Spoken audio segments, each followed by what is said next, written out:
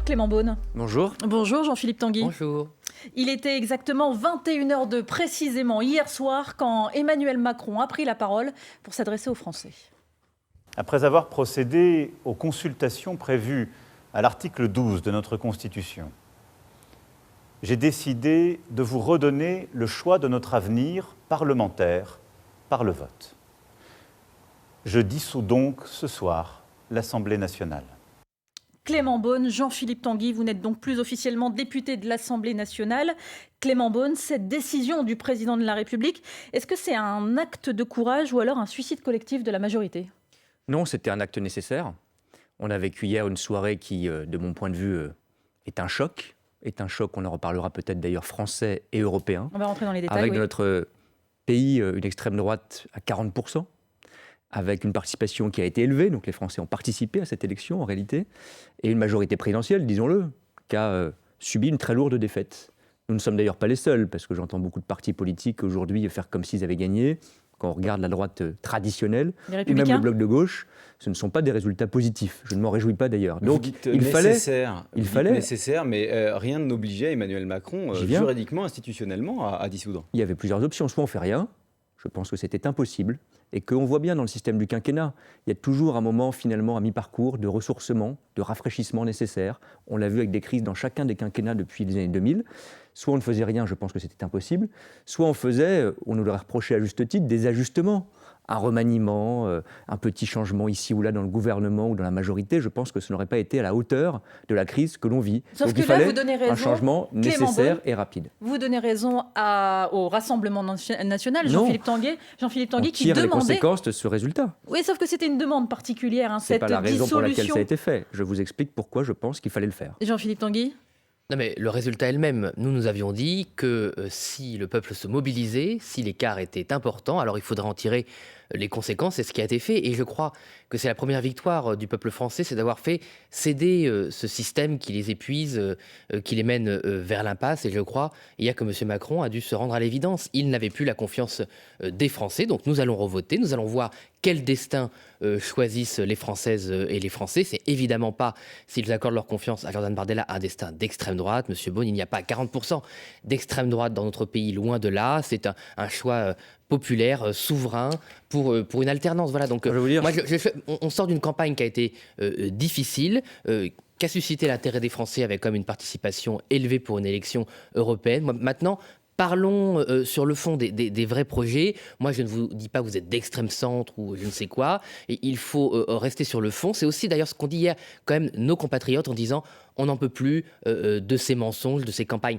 pas très intéressante. Parlons de fond. Qu'est-ce qu'on va proposer aux Françaises et aux Français ? Ça tombe bien parce que j'entendais depuis hier, le Rassemblement national se comporter comme s'il avait gagné les élections législatives. Il y a des élections législatives. On commence, vous et moi et d'autres partis politiques, ce matin, une campagne. Absolument. Et rien n'est joué. Dans cette campagne, ce sera projet contre projet, en effet, dans les prochains jours. Je le dis, j'ai peut-être un point d'accord avec vous, ça vous surprendre, Monsieur Tanguy. Je pense en effet que les 40% de Français qui ont voté et pour la liste Rassemblement national et pour la liste de Marion Maréchal ne sont pas des gens d'extrême droite. Je pense en revanche que le projet que vous portez, de manière peut-être nuancée entre M. Bardella et Mme Maréchal, mais enfin à la fin c'est la même chose, est un projet dangereux, est un projet extrémiste pour le pays et pour l'Europe. Ça je le pense, et c'est la confrontation qu'on aura dans cette élection législative, parce qu'on va voir aussi le projet de gouvernement que vous voulez porter devant les Français, parce que pour l'instant vous avez fait la somme des démagogies et la somme des colères. C'est pas pareil de proposer quelque chose de construit et d'être en responsabilité, ou de proposer de l'être pour les Français. Monsieur Beaune, depuis 2 ans, nous sommes à l'Assemblée nationale, les Françaises et les Français nous ont vu travailler, ont vu nos propositions, ils ont vu nos échanges quand vous étiez ministre, ils en ont tiré les conséquences. Les Français sont des gens avertis. Non mais ils en ont tiré les conséquences hier, Monsieur Beaune. Vous avez raison, l'élection législative commence, elle reste à faire, des projets vont s'opposer, les Français trancheront. Mais ils ont quand même envoyé un signal hier. Et moi, ce qui me désole, si vous voulez, c'est que vous recommencez cette campagne où vous nous agressez, où vous, vous cherchez à faire peur aux Françaises et aux Français. Ne commencez pas à victimiser alors qu'il ne s'est rien passé. Mais je ne me victimise pas, si vous voulez. C'est que moi, j'ai entendu le message de mes électeurs. J'entends le message de nos électeurs, un message comme sur presque tout le territoire français où des dizaines de milliers de communes ont mis Jordan Bardella en avance, voire avec beaucoup d'avance. Et donc c'est aussi un cri du cœur de nos compatriotes qui veulent qu'on s'occupe de leurs problèmes, qu'on parle de leur vie. Et je crois que le succès de Jordan Bardella et de Marine Le Pen, c'est aussi que nous parlons de la vie des Français. C'est pas de la démagogie. Excusez-moi, c'est pas de la démagogie de parler de leur vie. On est en désaccord, soit, mais respectons nos avis respecte différents. tout le monde, mais il va falloir respecter les électeurs avec des propositions claires. Moi, je me réjouis qu'on puisse discuter, peut-être commencer ce matin, de quelques propositions. Je prends un seul exemple. Monsieur Bardella va devant les représentants des petits patrons, des petites entreprises, en leur disant le Rassemblement national est là pour vous.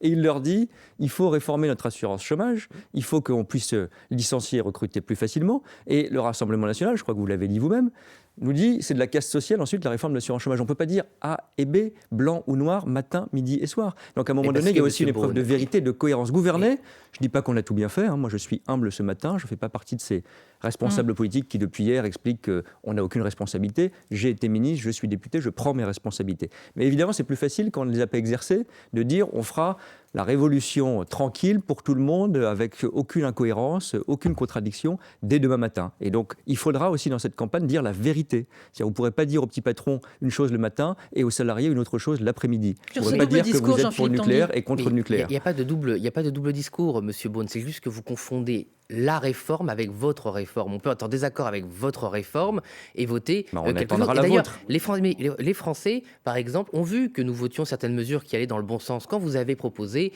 qu'une personne qui est en CDD à qui on propose un CDI ne puisse pas le refuser sans conséquence sur son assurance chômage, nous l'avons voté. Voilà. Par contre, réduire indéfiniment l'indemnisation pour des personnes qui ne trouvent pas d'emploi, par exemple chez moi dans la Somme, alors qu'ils veulent trouver un emploi, comme s'il y avait 5 millions d'emplois libres. Non mais attendez, c'est comme s'il y avait 5 millions d'emplois libres, alors qu'il y a aujourd'hui 300 000 emplois à pourvoir et 5 millions de chômeurs. Là, il n'y a pas de cohérence, Monsieur Beaune. Donc, quand ça va dans le bon sens, on a pu voter certaines choses, mais sur la philosophie générale, on ne partage pas cette philosophie d'injustice. On pense qu'il faut former les gens, qu'il faut leur faciliter, par exemple, l'habitation. Mais excusez-moi, je vous ai écouté, Monsieur Beaune. Le fait d'habiter dans les centres-villes en réservant les HLM aux travailleurs français et aux travailleuses françaises, parce que quand vous n'avez pas accès aux HLM et que vous avez un salaire à Paris, vous savez de quoi je parle, puisque vous êtes député de Paris, entre 2000 et 2500 euros, vous ne pouvez pas vous loger sans HLM, à part prendre les transports en commun de manière très difficile. Donc, effectivement, il y a de la cohérence. Et nous, quand on propose la priorité nationale au logement, effectivement, c'est lié aussi à la capacité d'occuper un emploi. C'est vrai que là-dessus, vous n'avez pas changé. Vous réglerez tous les problèmes en stigmatisant les étrangers. Ça réglera tous les problèmes de service public et tous les problèmes des Français. C'est donner la priorité aux Françaises et aux Français. Ça n'a rien à voir avec la stigmatisation des étrangers. Moi, je veux bien qu'on prenne un autre exemple. On a discuté plusieurs fois des sujets de finances publiques, par exemple. Je veux dire quelque chose de très simple. On aura ces discussions approfondies pendant 3 semaines, même si c'est court. Bon, vous dites à la fois, c'est terrible, la dette a beaucoup augmenté. Néanmoins, il fallait soutenir les commerçants, les entreprises. Je pense que vous en conviendrez pour le Covid. On n'était pas obligé de fermer les petits commerces. Et votre propre programme, il prévoit entre 120 et 150 milliards d'euros de dépenses supplémentaires. Donc là aussi, vous allez nous sortir les autoroutes à 30-50 milliards d'euros. Oui, exactement. Ça coûte 50 milliards d'euros. Sauf que ça ne coûte pas 50 milliards d'euros. Donc la baguette magique, moi je veux bien, mais à un moment, il va falloir dire aux Français ce que vous proposez, parce qu'en fait, vous êtes confronté à ce qui vous terrorise, c'est-à-dire la perspective de gouverner. Moi, je me battrai contre, mais ça va vous obliger, c'est la seule chose qui est positive dans cette soirée, dans cette matinée, ça va vous obliger à dire ce que vous voulez vraiment faire pour gouverner la 5e puissance mondiale. Pardonnez-moi, mais à tous les deux, et c'est quand même très intéressant que vous commenciez par le fond, c'est important puisque les Français nous écoutent et nous regardent. Grâce à notre partenaire, l'Institut Ipsos, on sait pourquoi les Français ont décidé de voter pour telle ou telle formation politique lors de ces dernières élections européennes. Et ce qui ressort, c'est que ceux qui ont choisi le Rassemblement national l'ont fait pour les thèmes d'immigration et de pouvoir d'achat, Clément Beaune. Là où du côté de la majorité présidentielle, c'est le soutien à l'Ukraine qui a prévalu. Seule la liste Renaissance a emporté une adhésion aussi forte sur la guerre en Ukraine qui ne se retrouve chez aucun autre parti. Pour le dire clairement, Clément Beaune, est-ce que vous n'avez pas fait campagne à côté des préoccupations des Français? C'est la question qui se pose aussi ce matin. Écoutez, ça a été difficile quand le président de la République a évoqué les perspectives de cette guerre en Ukraine qui va durer, qu'il a été courageux. On lui a dit, on nous a reproché parfois d'être, je cite, électoraliste en parlant de l'Ukraine. Bon, la preuve, vous le dites, c'est que c'était courageux parce que c'est pas évident dans l'électorat que ce soit une préoccupation partagée. Mais la réalité, c'est que c'est pas déconnecté de notre pouvoir d'achat et de la vie quotidienne. Les prix de l'énergie sont directement liés à ce qui se passe en Ukraine et à l'agression russe. Donc moi, je le dis, je sais que c'est parfois difficile à dire, c'est ça aussi gouverner, même si on ne nous remercie pas toujours, c'est la vie. Mais dire que la situation en Ukraine nécessite un soutien budgétaire qui est coûteux, parce que sinon c'est bien pire. Et le Rassemblement national, là-dessus, on parlait d'ambiguïté, ça a été plus que l'ambiguïté, ça a été la complaisance. Bon, et ben moi je le maintiens, si on ne soutient pas l'Ukraine aujourd'hui, même si ça nous coûte de l'argent, on aura des prix de l'énergie, on aura le prix de la baguette du pain, on aura les prix de la vie quotidienne qui vont continuer à flamber. Et on a vu d'ailleurs que c'est directement au moment où la guerre a commencé que les prix de l'énergie ont complètement flambé. Donc je sais que c'est parfois compliqué parce que moi aussi, quand je suis député, on me parle logement, on me parle transport, on me parle difficulté de recrutement dans un café ou dans la restauration. Mais la réalité, c'est que ces sujets-là, et c'est ça gouverner aussi, ils sont connectés aux sujets européens et aux sujets internationaux. La nature du soutien à l'Ukraine, ce sera l'un des thèmes de cette campagne législative qui commence ? Bien sûr, c'est un thème fondamental. Nous en avons parlé, nous avons expliqué notre position, nous avons été beaucoup attaqués de manière injuste. Les Français ont donné raison visiblement à la vision que nous avions. Et monsieur Beaune, prenons l'exemple de l'énergie. Effectivement, vous avez dû gérer l'invasion et l'agression russe en Ukraine. Vous avez pris des mauvaises décisions. Le rapport de la Cour des comptes sur le bouclier énergétique dit que, selon les indicateurs, il y a entre 23, je vous ai écouté attentivement monsieur Beaune, il y a entre 23 et 27 milliards d'euros qui ont été payés en trop sur les factures ou attribués au surprofit des énergéticiens. C'est un mauvais choix que vous avez fait. On n'était pas obligé de donner entre 20 et 30 milliards d'argent public à des gens qui ne le méritaient pas. Sur le pain, vous avez raison, sur le poids du blé, mais on a découvert au cours de cette campagne, monsieur Beaune, qu'il n'y avait pas de sanctions sur le blé russe, qu'on n'avait pas mis de mesures pour sanctionner le blé russe, alors que nous sommes autosuffisants, et vous le savez. Et que vous avez voté contre les sanctions. Mais sur les mauvaises sanctions. Mais par exemple, nous sommes dépendants pour le gaz et le pétrole. Vous l'avez dit, vous avez mis des sanctions. Nous sommes autonomes sur le blé, en particulier pour l'alimentation. Vous n'avez pas mis de sanctions. Donc, il n'y en a pas de cohérence. On aurait très bien pu sanctionner le blé où on est autosuffisant et le gaz et le pétrole où ça fait exploser les prix. Donc ce sont des mauvaises décisions et ce n'est pas une question de soutien ou pas à l'Ukraine en fait. D'un mot. Moi je veux bien qu'on discute mesure par mesure, j'ai aucun problème, mais là aussi il faut un peu d'honnêteté, de cohérence. Quand il y a eu des votes sur les sanctions, vous n'avez jamais voté. Jordan Bardella, je parle au Parlement européen, les sanctions, vous avez dit qu'il y en avait déjà trop. J'ai jamais entendu le Rassemblement national, maintenant vous nous dites ça ce matin, expliquer qu'en fait il fallait mettre les sanctions sur le blé russe. Vous avez proposé ça une seule fois ? Ah oui, moi je l'ai dit à plusieurs reprises. Pas au Parlement européen, là où ça se passe. Mais parce qu'on ne savait même pas qu'il n'y avait pas de sanctions. Non, mais c'est là aussi le double discours, c'est que vous dites ce matin, moi j'ai les bonnes solutions, vous avez tout fait mal. C'est pas le monsieur. Il faut vous expliquer ce que vous feriez. C'est quelque chose qui n'a pas été dit sur le moment. Fini, si vous permettez, je bien répondre à votre question. Vous nous dites, vous avez voulu qu'on dépense davantage en réalité sur les boucliers tarifaires et sur le soutien au prix de l'énergie. Vous êtes opposé quand les prix sont remontés, quand le cycle a changé. Et maintenant, vous nous dites, vous n'avez pas fait assez, vous n'avez pas mis au bon endroit. Moi, je veux bien, moi, j'ai aucun problème à discuter mesure contre mesure, mais dites-nous ce que vous auriez fait plutôt que de simplement dire, nous, on a la réponse à tout parce qu'on est géniaux. Parce que c'est ça qui va se passer dans la campagne. Maintenant, je le dis gravement, parce que pour moi, c'est très préoccupant, que le Rassemblement national a fait un très bon score hier. C'est un fait. Qu'il veut, c'est, je crois, ce que vous direz, monsieur Tanguy, gouverner le pays. Il va falloir dire concrètement, mesure par mesure, en levant toutes ces contradictions sur les finances publiques, le soutien au pouvoir d'achat, ce que vous allez faire. Vous ne pouvez pas juste dire aux Français, on vous comprend, on vous entend. Il va falloir faire des propositions précises, chiffrées, juridiquement solides, budgétairement solides. C'est ça gouverner. Gouverner, c'est choisir et c'est prendre ses responsabilités. Je pense que les Français vont comprendre dans cette campagne que j'entends aussi un cri de colère, et je le respecte parfaitement, et les électeurs du Rassemblement national compris, mais maintenant c'est un projet qu'il faut présenter aux Français. Jean-Philippe Tanguy, on va vous laisser répondre juste après à Clément Beaune, juste après le fil info, puisqu'il est 8h46, Mathilde Romagnan. J'ai confiance en la capacité du peuple français à faire le choix le plus juste. Emmanuel Macron le dit ce matin, au lendemain de la dissolution de l'Assemblée nationale. Il y aura donc 2 nouvelles élections législatives. Premier tour le 30 juin, le second le 7 juillet. Décision prise face au score du RN aux élections européennes. Près de 31,4% des voix, 14,6% pour la majorité présidentielle menée par Valérie Ayé.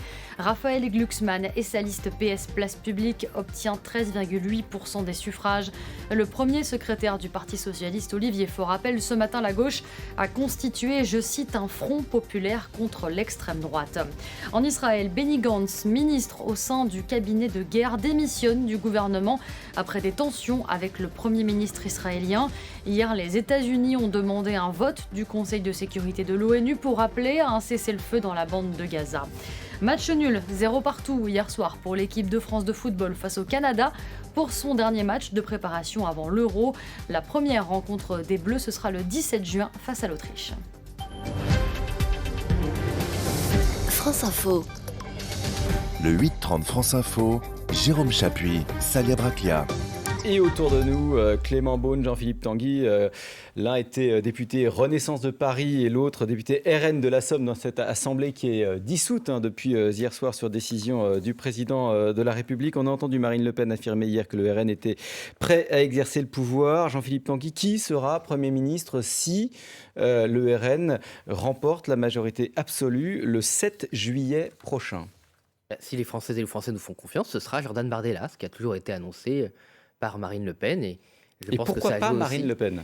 Mais elle l'a dit plusieurs fois, les institutions de la 5e sont très claires. Vous avez une présidente de la République, si les Français nous font confiance à la prochaine présidentielle, et un Premier ministre. On ne confond pas les rôles. Et je crois aussi que nos institutions sont fatiguées de cette confusion permanente des rôles. Il est vrai qu'hier, il faut le reconnaître, nous sommes revenus à une des sources de la 5e République, avec des décisions politiques qui sont tirées des scrutins populaires. Donc c'est important. Et donc il faut revenir à ce qu'avait prévu le général de Gaulle, ce qui avait quand même redressé la France et protégé la démocratie. À ceux qui ont voté pour Jordan Bardella hier qu'il va peut-être pas mettre un pied au Parlement européen, puisque son ambition, c'est d'être Premier ministre. Mais ça c'est les institutions. Écoutez, c'est comme qu'on est élu député. Mais non, Madame Borne avait été élue députée du Calvados. Elle a été immédiatement Premier ministre. Vous avez été élu député de Paris pour la première fois, il me semble, en 2022. Vous êtes prévu pour vous êtes passé ministre. Non, il y a pas. Non, alors là, Monsieur Beaune, non, vous le savez en plus, parce que en France, il y a pas. C'est pas la Troisième République où effectivement il y avait un lien nécessaire ou au Royaume-Uni.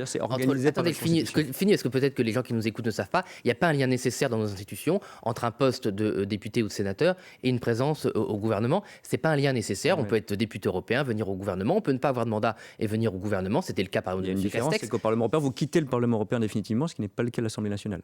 Donc c'est un choix démocratique manifeste de Jordan Bardella de dire le Parlement européen. Mais non, mais écoutez, il y a beaucoup de parlementaires européens qui ont pu être ministres, et ça n'a rien à voir avec un mépris du Parlement européen. Ça sert à rien de dire ce genre de choses. Les Français veulent qu'on les serve, voilà. Donc ils veulent qu'on les serve et qu'on soit à leur disposition. Et qu'on soit à leur disposition, ils tireront les conséquences et ils font des choix. Je ne crois pas que ce soit le sujet, Monsieur Beaune, aujourd'hui. C'est est-ce que les Français veulent changer de destin ou pas? Et c'est là-dessus, je suis heureux parce qu'on a un débat sur le fond, c'est intéressant. Alors il y a quand même une campagne express là, qui s'ouvre pour les législatives, puisqu'il y a un scrutin le 30 juin pour le premier tour, le second tour le 7 juillet. Clément Beaune, du côté de Renaissance, on explique qu'il sera hors de question de présenter un candidat face aux députés sortants qui figurent dans le champ républicain. Ça veut dire quoi? Ça veut dire quand il y a un risque d'une élection d'un député du Rassemblement national, qui est notre premier adversaire politique, mais aussi, je le dis j'en suis convaincu, pour ce qui me concerne de la France insoumise, eh bien, il est préférable de voter pour une autre personne, d'une autre formation politique, même s'il faut faire une forme de sacrifice pour nous-mêmes. Si le député sortant est de la France insoumise... Au cas par cas, ce que je veux dire, c'est qu'il ne faut pas qu'il y ait un risque d'élection Rassemblement national ou la France insoumise, et pour le dire très clairement, moi je préfère en effet, je l'assume, qu'à l'Assemblée nationale, quand il y a un risque d'avoir un député du Rassemblement national, il y ait plutôt quelqu'un de la droite classique ou de la gauche classique, et je mets aussi la France insoumise, même si moi je n'ai jamais mis Sénégal. Alors attendez, c'est important, pas dans le même sac exactement, mais en tout cas je pense qu'aujourd'hui, dans la période que l'on vit, la France insoumise est un facteur de délitement de la République. Et on l'a vu dans cette campagne qui a été honteuse de la part de la France insoumise. Et je le dis aussi, parce que j'ai cette sensibilité social-démocrate, je le dis aussi à la gauche socialiste, à la gauche écologiste, on peut travailler sur des projets ensemble, aujourd'hui et au lendemain des élections législatives. Il faudra qu'on fasse nous-mêmes des efforts pour ce faire. Mais est-ce qu'ils sont prêts à reconstituer la NUPES, à travailler avec des gens qui les ont parfois insultés, qu'on fait une campagne sur Gaza au lieu de faire une campagne sur le Parlement européen, et qu'on bafouait toutes les règles de l'hémicycle, de la République et de la démocratie française? Il semble en tout cas qu'ils y soient prêts, puisqu'ils parlent maintenant, alors plus de NUPES, mais de Front Populaire. Et Olivier Faure, le premier secrétaire du Parti Socialiste, qui était sur France Info ce matin, dit il n'est pas question d'accepter cette sorte d'accord qui est proposé, c'est-à-dire vous souscrivez à la ligne du président de la République et on ne présente pas de candidats contre vous. Je dis pour ceux qui nous écoutent, parce qu'honnêtement, le sujet, c'est pas les accords d'Paris, etc. Ça, c'est pas l'enjeu. L'enjeu, il est très grave. Il est, est-ce qu'on est prêt à travailler un peu différemment et à sortir de notre zone de confort? Si tout le monde dit, moi, je suis gagnant, moi, il n'y a rien à faire, moi, je ne veux pas de l'extrême droite au pouvoir, mais je ne fais aucun effort, y compris la majorité, on ne va pas y arriver.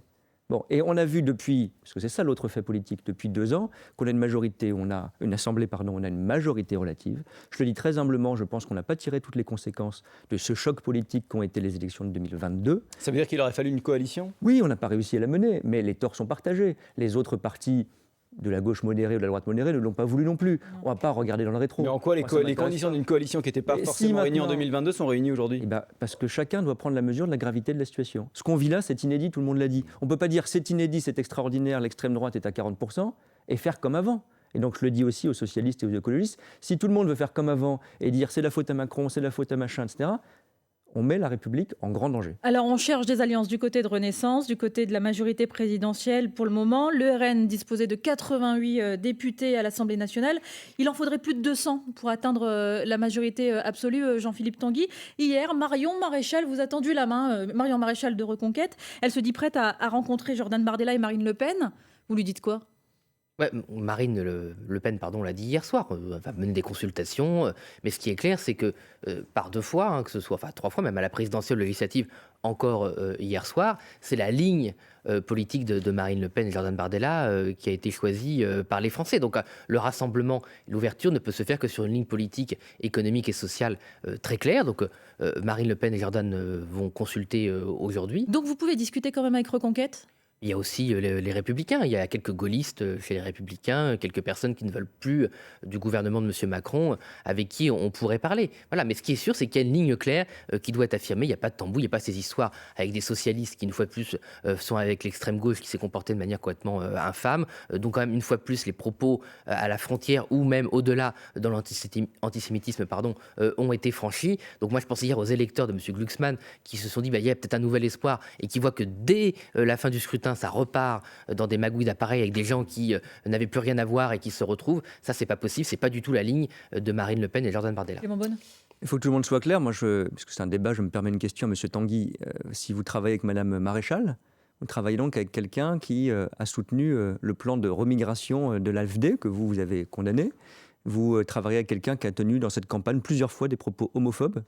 C'est ça le projet que vous voulez mener d'union de droite, de la droite nationaliste ? Je vous l'ai dit, il faut absolument que ce soit sur la ligne de Marine Le Pen. Bon, Madame Maréchal n'a pas tenu... Elle n'a pas changé. Non, mais elle n'a pas tenu des propos homophobes. Elle a tenu des propos sur la GPA. Je vous rappelle que la GPA est interdite. Ça a provoqué une polémique au sein même de gouvernement, est interdite en France. On s'est exprimé en disant qu'on ne considérait pas que la façon dont elle avait parlé aux personnes était souhaitable pour un débat apaisé et parler du fond. Mais elle n'a pas tenu de propos homophobes. Sinon, d'ailleurs, elle serait devant les tribunaux et vous l'auriez fait. Donc, revenons un peu de raison. Les associations revenez un peu de raison. Oui, mais vous ne l'avez pas fait parce que vous savez très bien que ça ne tient pas debout.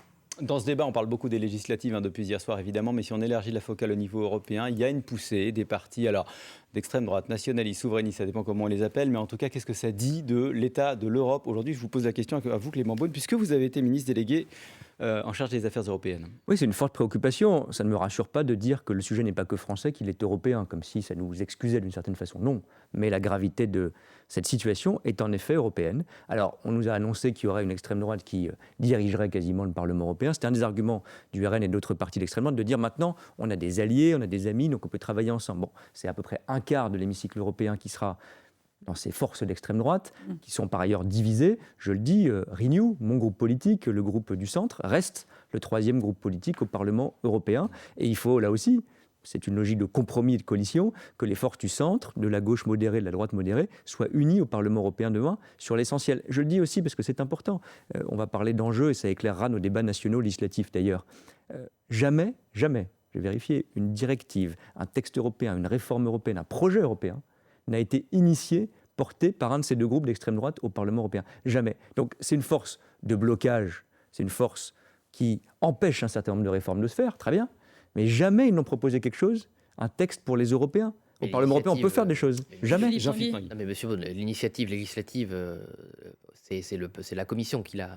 Donc, il n'y a pas de raison. Les autres groupes politiques qui proposent des choses. Non, mais on a proposé des choses sur l'immigration, sur la fin de la concurrence pure et parfaite, sur le commerce international. On propose des choses. On a une influence considérable, d'ailleurs. Par exemple, toutes les thématiques sur l'immigration, c'est nous qui l'avons mis au centre du débat. La thématique. Mais oui, parce que nous sommes un groupe d'opposition et nous ne sommes pas à la Commission européenne. Vous le savez. Mais il y a quand même une question que se posent les 31,5 gens... Si vous voulez changer de l'opposition au gouvernement, il faut proposer des choses. Mais on propose beaucoup de choses, Monsieur Bonnet. Les gens sont d'accord avec ce qu'on propose. Pour le Rassemblement national, 31,5% pour le RN, 14,5% pour Renaissance, c'est moitié moins que ce qu'a fait le Rassemblement national.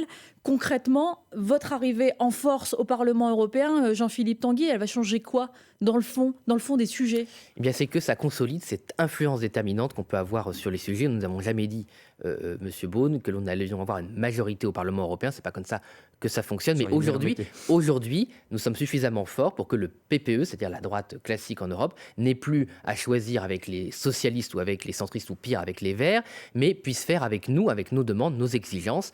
Et au Parlement européen, c'est une logique évidemment de compromis. Nous n'avons jamais dit l'inverse. Nous n'avons jamais prétendu qu'on aurait une majorité absolue au Parlement européen. Il n'y a pas un mot de Marine Le Pen et Jordan Bardella là-dessus. Et la raison pour laquelle il y a ce mouvement en Europe, c'est que les gens ne sont pas d'accord avec l'union fédéraliste, avec le pouvoir qu'a la Commission, avec le pouvoir qu'ont les cours de justice contre la souveraineté populaire, et ils veulent une Europe des peuples et des nations. Donc il faut arrêter de voir les caricaturer, il faut arrêter de voir les caricaturer en disant on veut sortir de l'Europe, pas du tout. Ils veulent reprendre en main leur destin au sein de l'Europe. On a quand même le choix de ne pas avoir seulement un chemin, celui du fédéralisme et de la technocratie de Bruxelles. On a tous les choix, mais on a une responsabilité quand on est des responsables politiques, c'est de proposer des choses. Et on propose des choses. Non, c'est pas vrai, il faut déconstruire un projet. Vous avez fait jusque-là la somme des colères, il va falloir proposer un projet, et tant mieux, je me réjouis qu'on ait cette élection pour échanger là-dessus. Eh bien, le ton est donné, en effet, de cette campagne qui commence ce matin. Clément Beaune, Jean-Philippe Tanguy, merci d'avoir été avec nous ce matin sur France Info. Salia Braclia, les informés. Dans quelques minutes, on va évidemment continuer à parler de la dissolution. Effectivement, pour la 6e fois dans la 5e République, un président de la République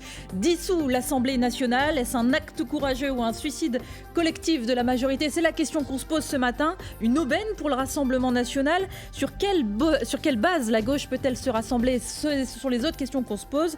Eh bien, on essaie de trouver les réponses ce matin avec nos informés. À tout à l'heure avec Renaud Dely.